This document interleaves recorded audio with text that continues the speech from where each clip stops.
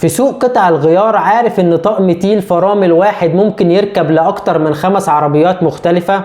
السر ده مش هيوفر لزبونك فلوس، ده هيخلي رفوفك دايما شغالة حتى لو صنف عندك ناقص.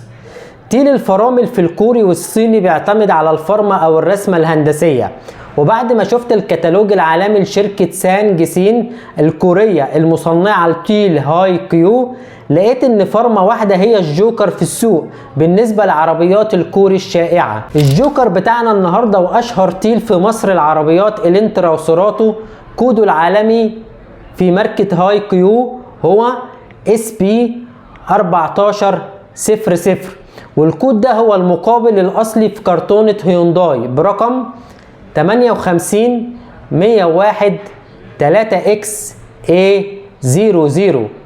خلي بالك في كود شبيه اسمه SP 1399، بس ده بيركب على عربيات تانية خالص، هيونداي اكسنت وكيا ريو، مش الانترا او سيراتو، فلازم التاجر ياخد باله من الفرق ده كويس عشان ما يلخبطش بين الاتنين. التيل ده SP 1400 بيركب لأسطول عربيات هيونداي الانترا MD من 2011 ل 2013 موديل 1.6 و 1.8 CC، هيونداي افنتي MD من 2013، وهيونداي i30 من 2012، وكيا سيراتو K3 موديل 1.6 CC، وكيا ريو موديل 1.4 CC.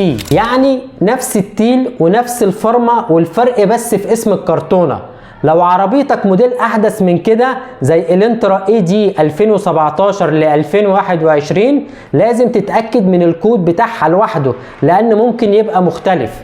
خلي بالك دي الاكواد اللي الكتالوجات العالمية بتقول انها بدائل لبعض، وده اللي السوق شغال بيه، بس دايما التاجر الشاطر بيطابق القديمة بالجديدة بالنظر قبل التركيب عشان يضمن ان العربية ما فيهاش اي تعديل، وكمان يتأكد من الكود بالظبط.